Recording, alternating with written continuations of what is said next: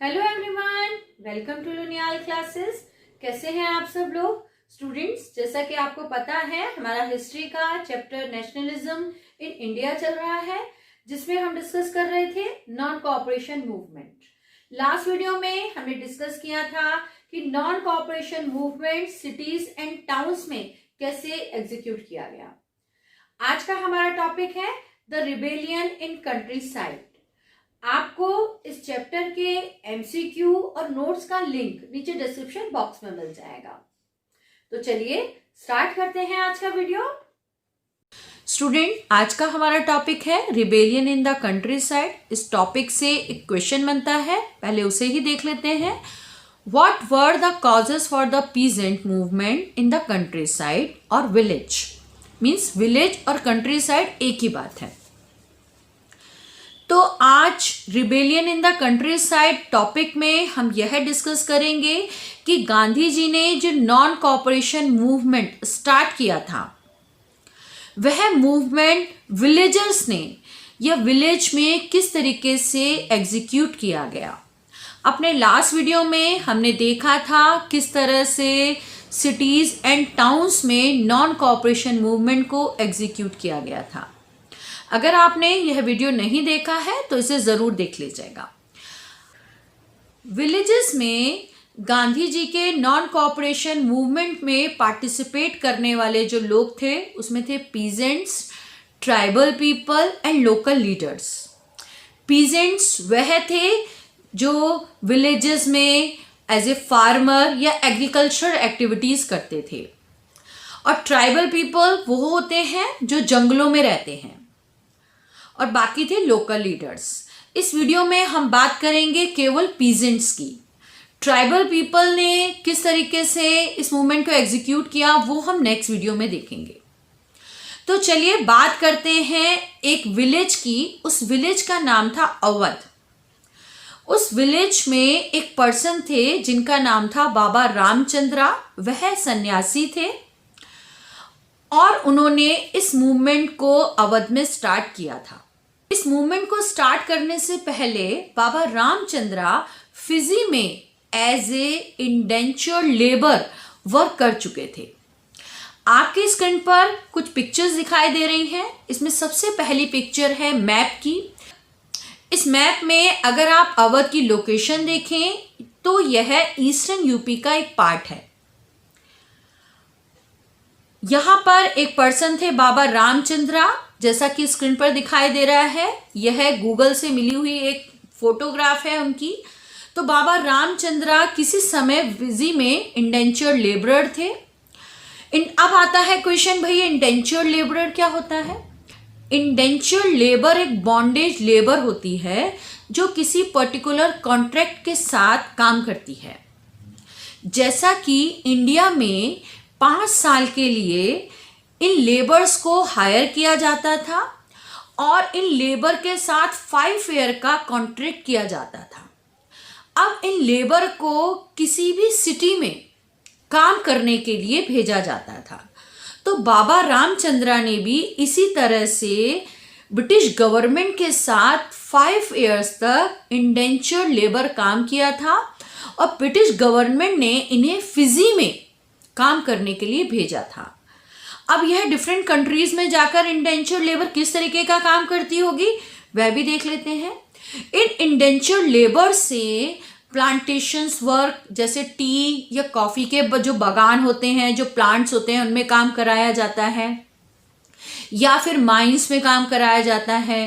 Road या railway construction का अगर कोई प्रोजेक्ट चल रहा है तो ये लेबर जो है उन प्रोजेक्ट पर काम करती है एज ए लेबरर।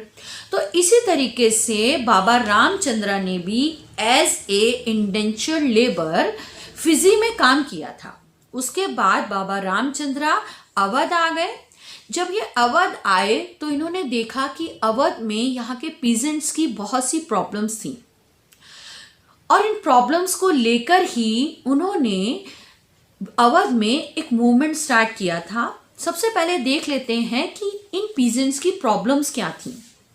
अवध में जो इन पीजेंट्स ने मूवमेंट स्टार्ट किया, यह मूवमेंट ब्रिटिशर्स के अगेंस्ट नहीं था, क्योंकि गांधी जी ने जो मूवमेंट स्टार्ट करने के लिए कहा था वो ब्रिटिशर्स के अगेंस्ट कहा था, लेकिन यह मूवमेंट ब्रिटिशर्स के अगेंस्ट नहीं था बल्कि विलेज के तालुकदार्स और लैंडलॉर्ड के अगेंस्ट था।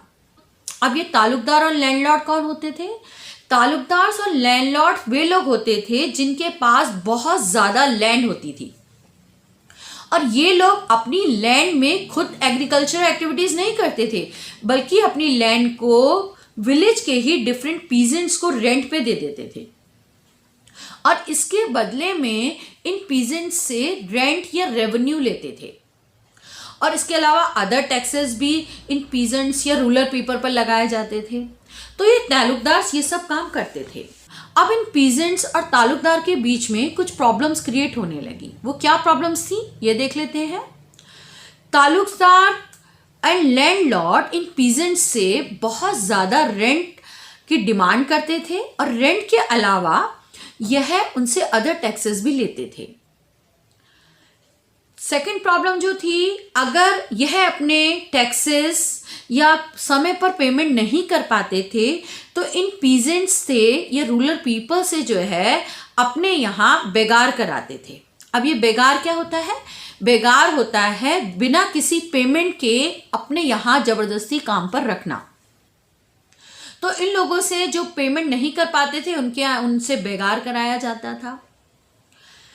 अब तीसरी प्रॉब्लम जो थी वह यह थी कि जब ये लैंडलॉर्ड्स अपनी लैंड जो है वो रेंट पे देते थे तो पीजेंट्स की कोई सिक्योरिटी नहीं थी।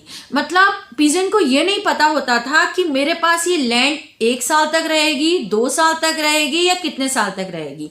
कभी भी लैंडलॉर्ड जो है अपनी लैंड उनसे वापस ले लेते थे और किसी दूसरे को दे देते थे। वो ऐसा इसलिए करते थे कि अगर ज़्यादा समय के लिए एक ही पीजेंट को लैंड रेंट पे दे दी तो कहीं वो पीजेंट जो है उनकी लैंड पर कब्जा ही ना कर ले, इसीलिए कभी भी उनसे वो लैंड वापस ले लेते थे और कभी भी किसी दूसरे को दे देते थे।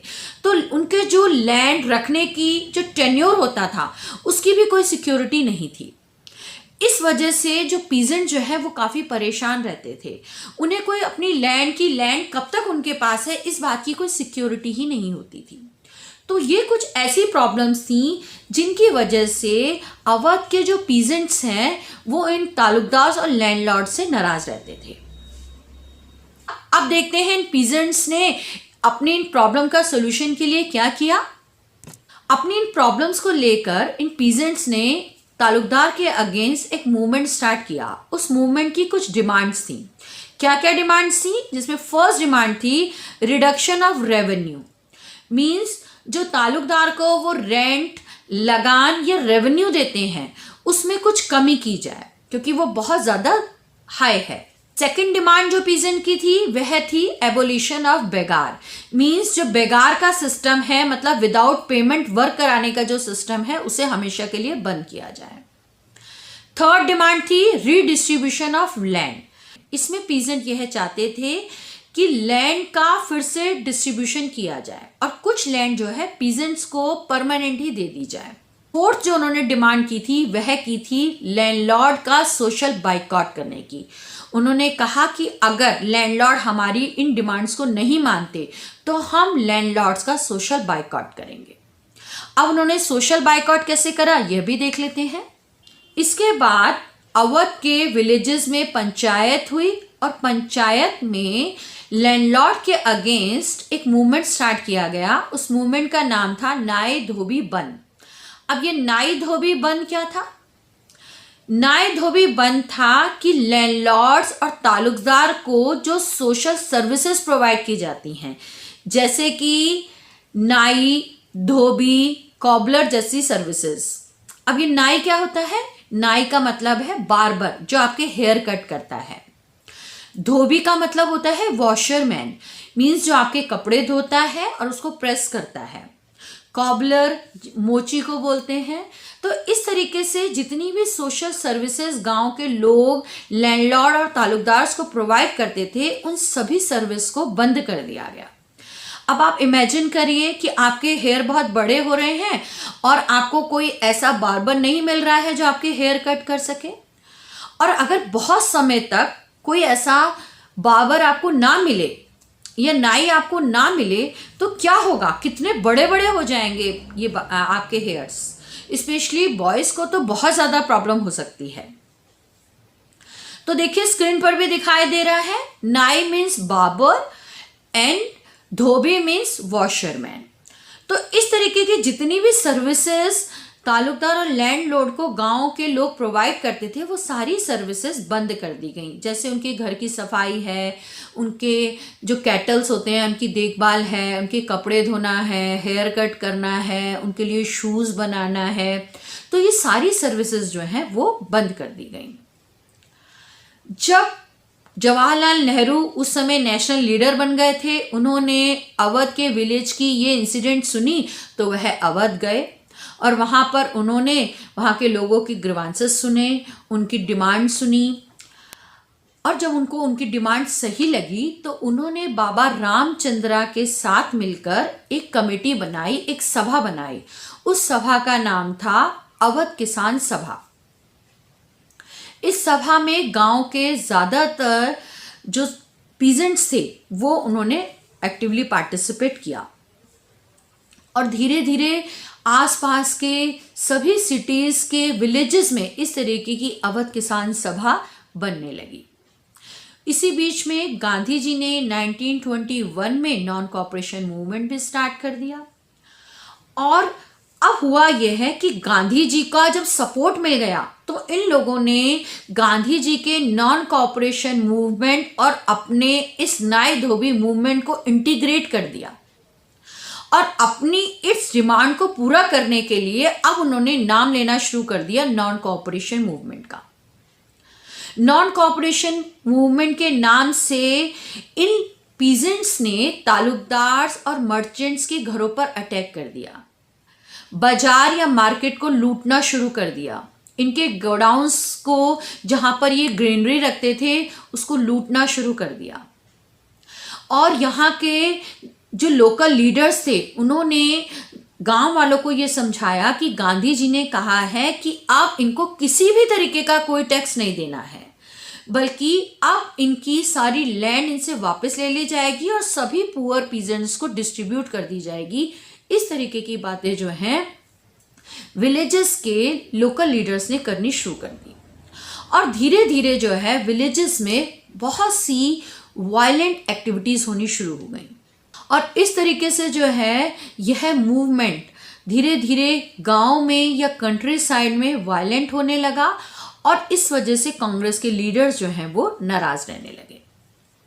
तो ये था नॉन कॉपरेशन एग्जीक्यूट करने का पीजेंट्स का एक तरीका।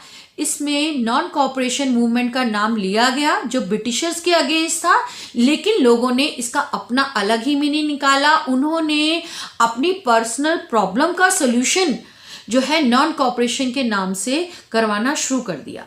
प्रॉब्लम्स उनकी अपनी थी और नॉन कॉपरेशन का नाम लिया गया, जबकि गांधी जी का नॉन कॉपरेशन मूवमेंट का मतलब था कि ब्रिटिशर्स को प्रेशराइज करना कि वह हमारी कंट्री को छोड़कर चले जाए। तो ये था हमारा आज का वीडियो। मुझे उम्मीद है आपको पसंद आया होगा। बने रहिए मेरे साथ मेरे नेक्स्ट वीडियो में, जिसमें हम डिस्कस करेंगे non cooperation movement in tribal areas. Means जंगल में, जो फॉरेस्ट एरियाज में जो ट्राइबल पीपल रहते हैं, उन्होंने किस तरह से इस नॉन कॉपरेशन को एग्जीक्यूट किया। Thank you.